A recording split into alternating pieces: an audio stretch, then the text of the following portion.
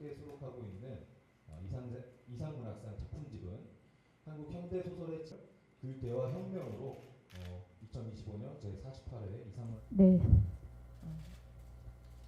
잠시 딴 생각하고 있었는데 네. 순서를 맡았던 소설가 은희경입니다. 네. 제가 기수상자이기도 하고 또 중견 작가로서 약간의 권위를 갖고 있고 또 게다가 이 제안을 너무나 기쁘게 받아들였기 때문에 이 자리에 오게 됐는데요. 무엇보다 이 첫 번째 새로 바뀐 이상문학상의 첫 번째 수상자로 이 작품을 뽑게 돼서 너무 기쁩니다. 수상작은 옆에 계신 예소연 작가의 그 개화 혁명입니다. 수상 소감을 들어보는 시간을 갖도록 하겠습니다. 예소연 작가님은 등단 4년 만에 이상문학상 대상을 수상하게 되셨는데요. 역대 수상자 중에서는 여기 함께 계신 은희경 작가님이 1998년 등단 3년 만에 22회 이상문학상 대상을 수상하신 기록이 있습니다. 예, 그게 최단 기간 기록이라고 볼 수 있을 것 같고요. 그 다음으로 빠른 수상이 이번 예소연 작가님 수상이라고 볼 수 있겠습니다. 예, 그럼 예소연 작가님 이상문학상 대상 수상 소감을 듣겠습니다. 적어왔는데요. 대학 시절에 그 소설을 쓰느라 힘들 때 도서관에 가서 이상문학상 수상집을 차례로 좀 천천히 읽었던 기억이 납니다. 그 시절에 저는 좀 어떤 걸 되게 강하게 열망했는데 그래서인지 제 마음은 좀 오히려 궁핍했던 것 같습니다. 그 시절이 지금의 저를 만들었다고 하면 조금은 가혹하게 느껴지기도 하는데요. 되지도 않는 글을 써보겠다고 늘지도 않는 글재주로 좀 스스로가 몹시 힘들었던 때인 것 같았거든요. 그럼에도 지금 또 하나의 시절이 생겼다는 생각에 순간의 기쁨에 젖는 이 지금이 저는 좀 행복하게 느껴지기도 합니다. 이 소설은 되게 많이 부끄러운 소설이기도 하고 슬프게도 느껴지는 소설이기도 한데요. 아빠가 아팠을 때 어찌할 바를 모르고 동동거렸던 그 시절의 제 모습이 일면 담겨있기 때문입니다.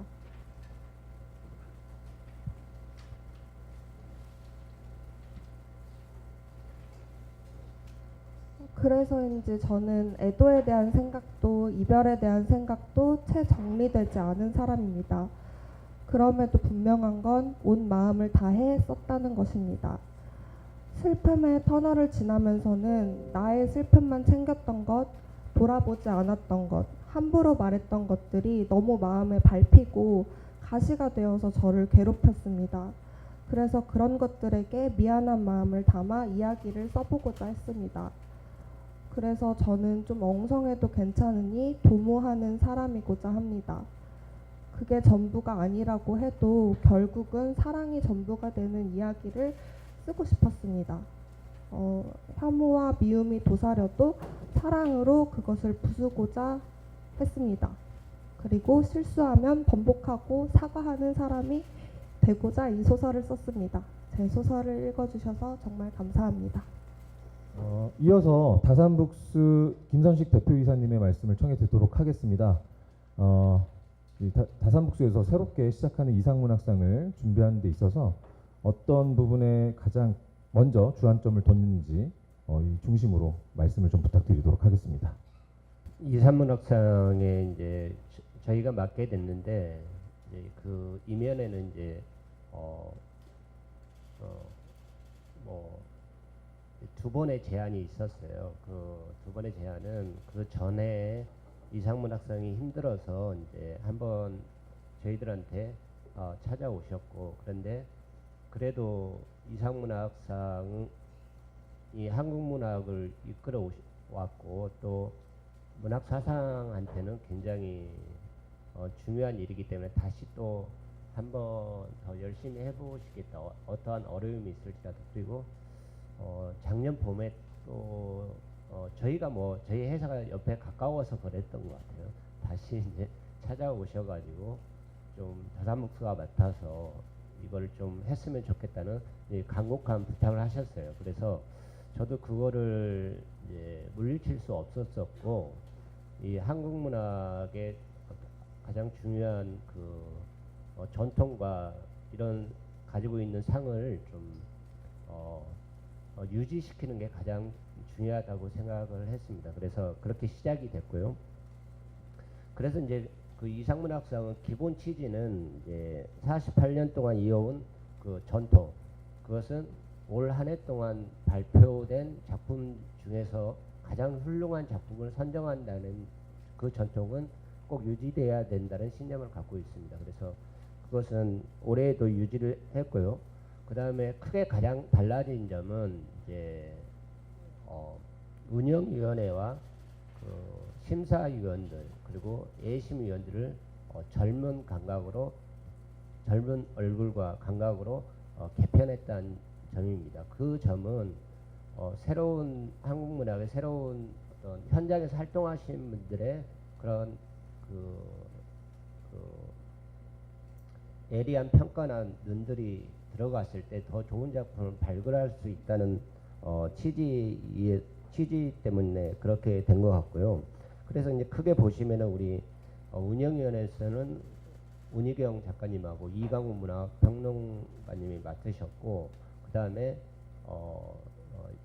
두 분이 이제 중심으로 심사위원들을 이제 저희가 그 개편을 했는데, 이제 아까 말씀드린 것처럼 운희경 이제 심사위원들은 김경욱, 최진영 소설가와 그리고 평론가 김영중, 신수정 5분의 새로운 얼굴을 통해 이상문학상의 기존에 이제 전통적으로는 40, 50대 그 독자들과 호흡을 같이 했다면, 저희가 조금 욕심이 있다면은 이 호흡을 좀 20, 30대까지 좀 넓혀서 새로운 세대들도 함께 아우르는 좀 이상문학상을 만들어 가고 싶다. 이제 그것이 크게 달라진 점인 것 같고, 이제 세 번째로는 이제 이상문학상 독자에 대한 좀 배려를 저희가 좀 했습니다. 그래서 그 전에 이제 이상문학상 대상과 이제 우수상들에 대해서 보면 이제 수상 소감 정도에서 이제 그치는 경우가 많은데, 이번에는 이제 그 예심을 받던 그 우리나라의 젊은 평론가들이 전부 그 6개의 작품에 대해서 대담을 했습니다. 그리고 저기 작가들과. 그래서 그 인터뷰들을 이제 거기에 실었는데, 그렇게 함으로써 독자들이 좀 더 그 작가의 세계와 좀 소설의 세계를 깊이 인식할 수 있게 배려한 점, 이러한 점이 크게 달라지지 않았나 그렇게 생각합니다. 김선식 대표님이 말씀해 주신 것처럼 저는 새로운 얼굴로 출범을 다시 하게 되었는데요. 심사위원회가 모두 바뀐 점이 그 가장 새로운 부분일 수도 있겠습니다. 새롭게 출범한 심사위원회가 이번 심사를 이렇게 맡아주셨는데, 심사에 있어서 구체적으로 좀 달라진 부분이 어떤 것들이 있을지 심사를 맡아주신 은희경 작가님께 좀 청해 듣도록 하겠습니다. 아까 상영했던 그 필름에서도 그랬고, 지금 대표님 얘기하시는 것도 새로운 감각이라는 말씀을 많이 하시는데, 저는 그전까지 이상문학상이 새로운 감각을 외면했다고는 생각하지 않습니다. 네, 그래서 그런 어떤 이상이라는 작가의 이름을 딴 상답게 항상 어떤 새로운 시도를 하고 우리 문학의 지평을 넓힌 그런 작품을 수상작으로 뽑으려고 애써왔다고 생각을 하는데, 특히 이번에 달라진 것은 그렇기 때문에 이 상의 어떤 프레임에 갇히지 않고, 가령 이제 상의 프레임이라는 것은 이게 어쨌든 책이라는 일종의 상품으로 만들어지기 때문에 뭐 다른 데 많이 실렸다거나 이미 많이 뭐 논의됐다거나 또 뭐 심지어 단행본으로 나왔다거나 이런 책들은 조금 제외하는 분위기였는데, 이번에는 전혀 그렇게 하지 않고 이미 발표된 작품, 책으로 나와 있는 모든 작품을 포함해서, 그리고 기수상자의 작품까지도 포함해서 올해 가장 멋진 소설이라고 생각되는 작품을 뽑았습니다. 이 개화혁명이라는 작품은 사실 어려운 일을 해냈다고 생각해요. 그 모든 작가들이 항상 소설을 쓸 때 재미와 공감을 생각해야 됩니다. 그런데 어떻게 해서 재미와 공감을 주면서 그렇지만 그 너머에 모든 작가가 가지고 있는 어떤 새로움의 지평을 설득시킬 수 있느냐, 이런 것 좀 어려운 문제라고 생각하는데, 이 작품은 그런 재미와 공감을 주면서도 한편으로 우리가 생각지도 않았던 어떤 그 새로운 혁명의 지점을 우리에게 차갑게 보여준다고 생각을 해서 모든 심사위원들의 지지를 받았습니다. 이 소설은 읽어보시면 알겠지만 80년대 어떤 운동권 세력이었던 아버지와 지금 현재 어떤 페미니스트라고 할 수 있는 딸 사이에서 일어나는 일인데요. 여기에서 우리가 생각할 수 있는 여러 가지 반목이나 또 어떤 대립 같은 것을 이 작가는 정면 대결을 하지 않고 어떤 유머를 통해서 날카롭게 돌파해 나가고 있다는 점이 신선했고요. 그리고 이 둘이 기획하는 게 바로 아버지 본인의 장례식입니다. 이 장례식이라는 것이 혁명하고는 전혀 관련이 없을 것 같은데, 장례식이 가지고 있는 어떤 관습이나 우리가 또 그 허위의식 우리가 쓸데없이 갖고 있었던 허위의식 같은 것을 굉장히 신랄하면서도 유머러스하게 돌파해 나갔다는 데서 굉장히 이 소설이 갖고 있는 커다란 기세를 느꼈어요. 그래서 심사위원들은 이 기세야말로 지금 현재 우리 사회가 필요로 하는 적절한 어떤 메시지라는 데 크게 공감했습니다. 그리고 이 소설을 어떻게 좁혀서 해석하자면 일종의 아버지 죽이기일 텐데, 그런 것은 모든 문학 작품에서 많이 다뤄왔던 이야기잖아요. 근데 그거를 지금까지 그거를 밟고 넘어가는 이야기였다고 하면, 이거는 그 전체를 부정하고 깨뜨리는 게 아니라 이거를 포용하면서 넘어선다는 점에서 상당히 혁명이 있지만은 뭔가 우리가 현실적으로 가능하면서도 조금 유연하게 받아들일 수 있는 방식이 아니었나 해서, 지금 우리가 살고 있는 현재를 살고 있는 사람들에게 방법을 보여주면서 또 한편 위로를 줄 수 있다고 생각했습니다. 이것이 저희 심사위원 모두가 이 극예와 혁명을 지지하게 된 심사 이유입니다. 지금 새롭게 시작하는 이상문학상은 오직 작품성에 주안점을 두었다는 것이 좀 강조되고 있습니다. 그 이전까지 운영을 해온 문학사상사의 경우는 저희가 세부적으로는 알 수는 없는데요. 저희는 마침 이제 이 대상 수상 작가가 작품이 그 웹진에 실렸던 작품이기도 하고요. 또 심지어 작가의 단행본으로 출간이 된 작품이기도 합니다. 그럼에도 그 심사 결과 이 작품이 대상이다라고 이제 선정이 되었을 때 그 어떤 조건도 저희는 따지지 않고 이 작품을 진행하는 대상으로 수상하게 되는, 아무튼 그런 내용을 취지가 좀 명확하게 좀 보이는 지점이 있었던 것 같습니다. 예. 말씀을 좀 여쭤봤고요. 지금부터는 기자단 분들의 그 질의응답 시간을 좀 갖도록 하겠습니다. 새롭게 시작하는 이상문학상의 전반적인 내용과 혹은 또 대상 수상 작가, 대상 수상 작품, 또 심사위원 관련해서 질문 사항 있으시면 거수를 하시면 저희가 마이크를 전달 드리도록 하겠습니다. 네,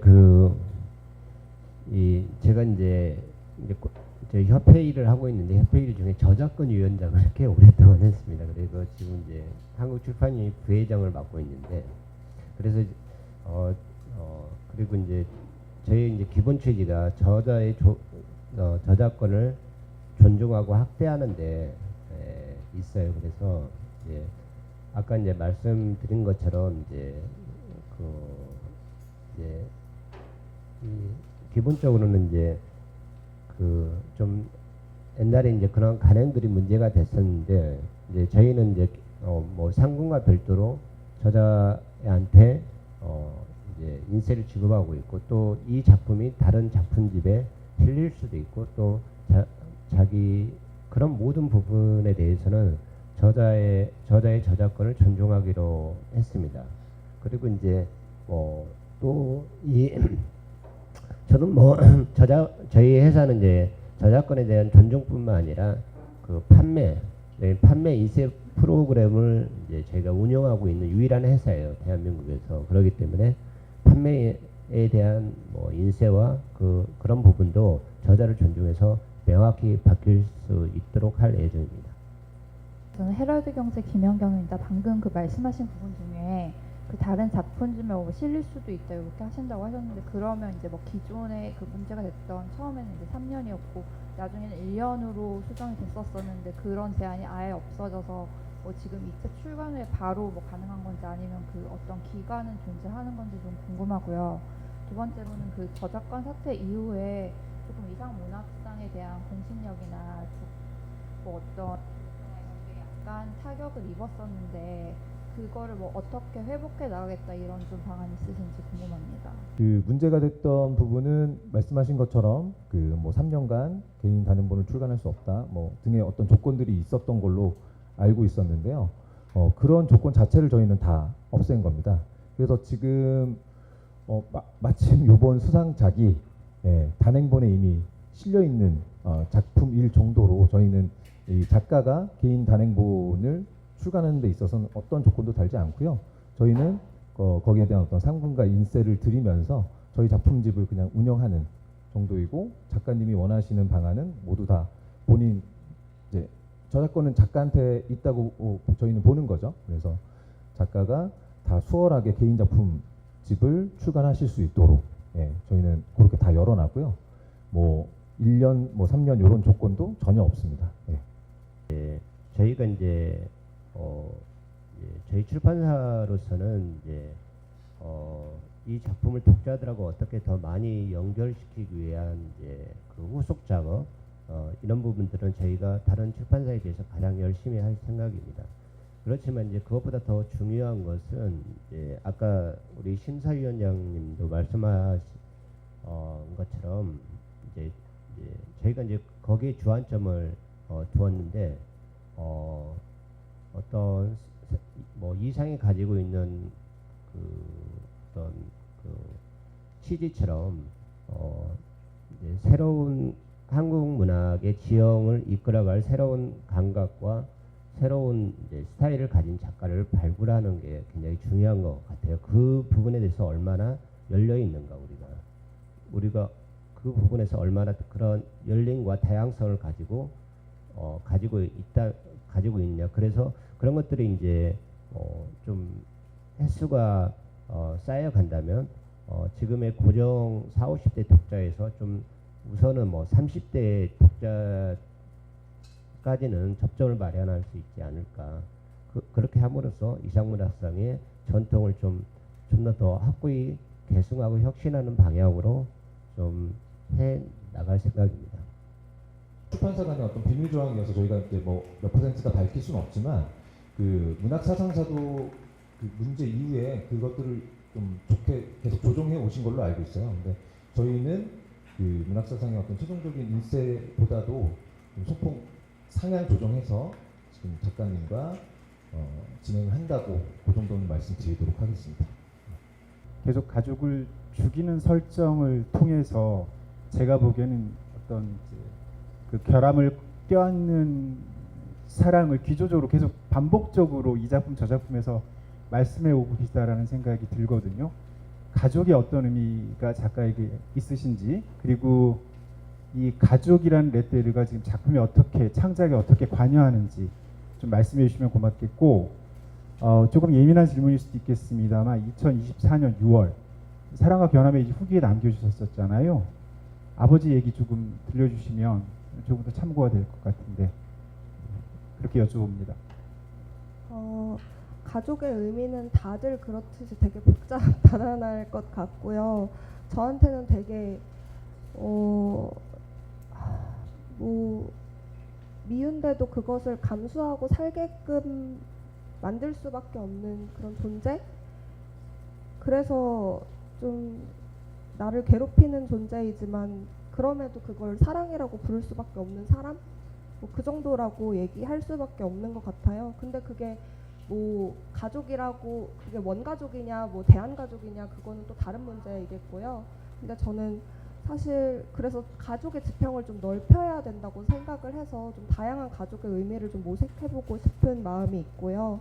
그리고 아버지 같은 경우는 재작년 10월에 아프셔서 제가 이제 일을 그만두고 간병을 한 10개월 하고 그리고 돌아가시게 됐는데요. 그러면서 제가 그 간병을 하면서 겪었던 것들이 많이 일면 좀 소설에 녹아나 있는 부분도 있었던 것 같아요. 근데 아버지랑 있으면서 뭐 느꼈던 것들도 많지만 사실 한국에는 좀 이제 세대 갈등도 그렇고 어떤 갈등에 있어서는 굉장히 낙인 효과가 좀 심하다고 생각을 해요. 그 어떤 사람을 판단을 할 때 좀 낙인을 심하게 찍고 그 사람에 대해서 판단해 버리는 습관이 되게 강하다고 생각을 해서 뭔가 가족에 대해서도 관계에 있어서도 좀 그런 것들을 좀 갈등의 주 원인이 아닐까 그런 그런 생각을 통해서 이제 소설을 쓰게 된 건데 그건 비단 이제 아버지의 이야기를 넘어서는 이야기 아닌가 싶습니다. 작품집 보고 이번 수상작 같은 경우에도 삶은 되게 불행하다 그리고 고통스러운데 질병과 이런 불행에서 우리는 잘못한 게 없다고 이야기하는 인물들이 많이 나오더라고요. 우리는 잘못하지 않았는데 그럼에도 불구하고 같이 어쨌든 살아가야 한다면 그 소설들을 통해서 어떤 것들을 좀 독자들에게 이야기하고 싶었는지 궁금합니다. 제가 되게 좀 오랫동안 제가 했던 얘기들을 복귀하고 습관적으로 했던 말들을 후회하고 괴로워하는 습관이 있는데 그거를 제가 하다 보니까 결국에는 그게 저의 문제가 아니라 제 상황의 문제고 우리가 상호관계에 있어서 그냥 서로의 관계의 문제였던 거지 저만의 문제가 아니라는 걸 좀 깨닫게 되면서 이거는 어떻게 보면은 진짜 병의 문제구나라는 생각을 할 수밖에 없었어요. 그래서 사실 요즘에 뭐 질병에 대한 그런 문제도 많고 해서 뭐 그렇지만 결국에는 우리가 아픔에 있어서 나를 되게 가혹하게 몰아세우는 경향이 강한 것 같은데 좀 그런 것들을 하지 않았으면 좋겠는 마음에서 그런 소설들을 썼던 것 같고 그거는 비단 저의 문제뿐만이 아니라 많은 사람들이 자기를 좀 가혹하게 내모는 경향이 있는 것 같아서 좀 같이 한번 그런 이야기들을 나눠보고 싶었던 것 같습니다. 다른 곳에 먼저 게재된 글이 이렇게 수상을 하는 사례나 어떤 풍토 분위기가 있었는지 그다음 이게 뭐 시대상의 변화인지 그게 또 궁금하고 예 작가님한테는 좀 촌스러운 질문일 수도 있지만 이청준, 한강, 김훈과 같은 작가들과 나란한 출발선에 섰다는 거 그런 거에 대한 소감을 좀 듣고 싶습니다. 소감과 포부도 듣고 싶습니다. 이게 이제 수상 작품집으로 나오기 때문에 어쨌든 책이 나오면은 많은 사람들이 읽어주기를 바라잖아요. 그래서 이미 다른 책에 실렸던 작품은 어쩌면은 더 안 읽을 거라는 생각이 있어서 되도록 심사하는 과정에서도 젖혀놓는 어떤 암묵적인 경우가 있습니다. 예. 그런데 특히 이번 같은 경우에는 이미 이제 작품집에 실렸기 때문에 그거를 수상작으로 하는 거는 정말 처음 있는 일이에요. 그래서 저희 심사위원들이 이 작품을 그 심사 과정에서 사실 여기에 수록될 작품을 뽑는데 너무 많은 시간이 걸렸는데 비해서 그 중에서 이 극예와 혁명을 당선작으로 최종적으로 뽑는 데는 전혀 시간이 안 걸렸어요. 시간이 걸렸다면은 아까 말씀드린 대로 이게 단행본으로 이미 나왔는데 괜찮겠냐 이런 토의를 약간 했는데 모두가 다 이제 뭐 어때 뭐 제일 좋은 작품을 뽑는 게 우선 아니야 이렇게 얘기를 했고 그거를 우리가 이제 출판사 측에 타진했을 때 출판사 측에서도 뭐 좋다 이렇게 했기 때문에 이게 조금 새로운 선례가 만들어졌다고 생각합니다. 그게 마침 또 이상문학상의 어떤 새로운 출발에도 뭔가 의미 부여가 되지 않을까 기대하고 있습니다. 저는 앞서 말씀드렸다시피 되게 이상문학상 수상 작품집을 되게 열심히 읽어온 사람으로서 정말 영광스럽고 행복하기도 한데요. 사실은 좀 무섭기도 하여서 좀 제가 좀 열심히 더 하고 좀 준비된 사람이 되어야겠다라는 생각도 많이 하고 있고요. 그리고 되게 대단한 작가님들하고 같은 상을 수상하긴 하였지만 막 나란히 했다라는 느낌은 아직 실감은 없어가지고 그렇지만 좋긴 합니다. 네. 궁금한 게 어쨌든 저작권 얘기가 나와서 말씀드리는 건데 이게 단행본으로도 나왔고 웹진에 통해서 공개가 됐잖아요. 어쨌든 이 부분에 다른 발행한 웹진 출판사들이랑 또 이게 책으로 나오기 때문에 그런 조율도 필요했을 것 같은데 이런 부분은 어떻게 협상하고 조율을 했는지 궁금합니다. 이라는 게 이제 그 지면이 있잖아요. 발표 지면. 그 흔히 말하는 문예지, 월간지나 개간지 같은 문예지에 발표되는 작품들은 저작권이 다 작가한테 있습니다. 그 출판사에 있는 것이 아니고 웹진 역시 그 똑같은 지면이라고 보시면 될 것 같아요.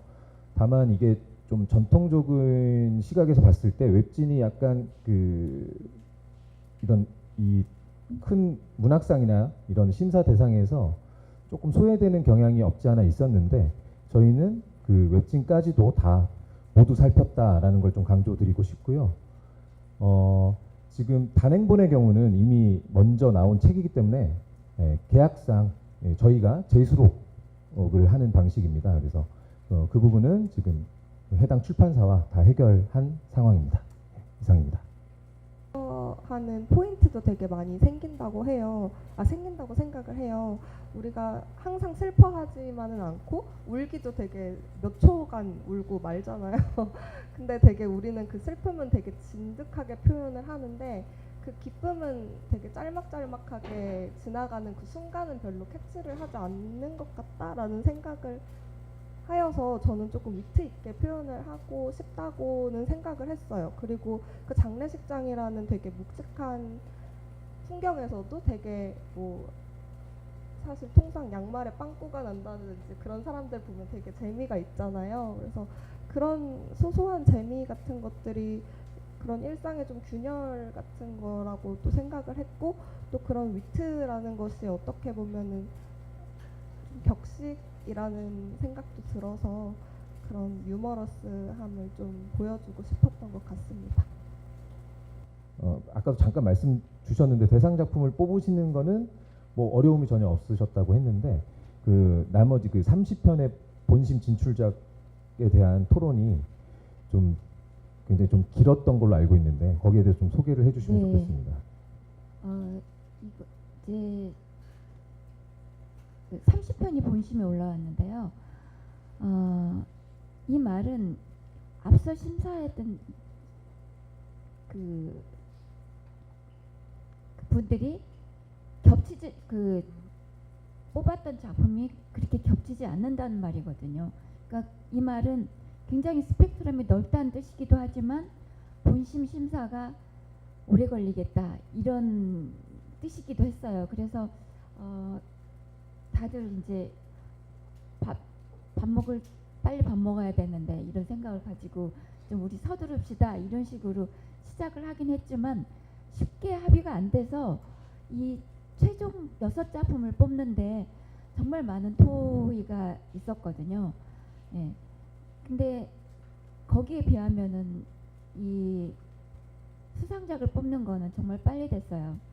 근데 그리고 다들 각자 다른 이유 5사람의 심사위원들이 조금씩 다른 이유로 이 작품을 지지했는데 제가 특히 설득당했던 것은 어떤 한 심사위원이 그때가 심사를 한 시점이 지금 한 달쯤 전이었는데요. 이 우리 모두의 관심이 한 군데로 모여 있을 때요. 지금도 크게 다르진 않다고 생각하는데 그래서 지금과 같은 때에 꼭 읽어야 될 소설이다. 왜냐하면 지금이 우리가 혁명에 대해서 말해야 될 때인데 지금까지 우리가 생각해왔던 그런 혁명보다는 조금 더 많이 유연하게 각자 다른 사람들을 다양한 사람들을 포용하면서 가야 할 혁명이기 때문에 이 소설만큼 지금 이 시점에서 우리를 보여주고 우리에게 갈 길을 보여주는 그런 소설은 없을 것 같다. 저는 그 말에 굉장히 크게 설득을 당했습니다. 그 얘기를 그래서 이 자리에서도 들려드리고 싶고요. 또 한 가지만 말씀드리자면 지금 대표님도 그러셨고 젊은 심사위원들이 젊은 작품을 뽑았다. 근데 이거는 오해세요. 젊지 않아요, 심사위원들. 다른 상의 심사를 해왔던 심사위원들이고 특별히 심사위원이 젊다기보다 그냥 모두가 어떤 간접적인 어떤 그 간접적인 압력을 전혀 고려하지 않고 즐겁게 작품을 읽었다는 점이 좀 다를 뿐이라고 생각하고요. 그래서 젊은 작가를 뽑았다고 생각하실 수 있는데 지금 이 수상 작가보다 더 젊은 작가도 있어요. 젊어서 뽑은 게 아니라 작품이 좋아서 멋진 작품이라서 뽑게 된 것입니다. 심사위원과 심사 기준이 바뀌는 것도 물론 중요하지만 앞으로 향후 독자 접점을 늘리기 위한 구체적인 활동이 사실 굉장히 중요하다고 생각하거든요. 가령 뭐 북커상 같은 경우에는 보니까 북커상 수상 작품들로 굉장히 많은 이리저리 요리를 하더라고요. 그 북커 오 북커스 해가지고 수상작들 중에서 또 베스트 오브 베스트를 뽑기도 하고 또 그걸 가지고 독자 커뮤니티를 만들어서 독자들이랑 계속 접점을 만들어가고 이러면서 그 생명력을 늘려가는 것 같은데 앞으로 그 이상문학상이 우리나라 대표하는 문학상으로서 지금이야말로 이제 또 많은 시도들을 할 수 있는 시기인 것 같은데 향후 계획도 좀 궁금합니다. 지금 이제 이상문학상이 이제 가장 이제 저희도 이번에 이제 굉장히 이제 저희가 상을 받아 안고 이제 작품을 낼 때 이제 그 시기나 출간 시기나 이런 것들에 대한 고려를 굉장히 많이 했거든요. 그래서 이제 우리 직원들이 굉장히 노력을 했는데, 그러니까 전통적으로 지금의 이제 상황들을 보면은 이제 옛날에 이상문학상이 독점을 해왔어요.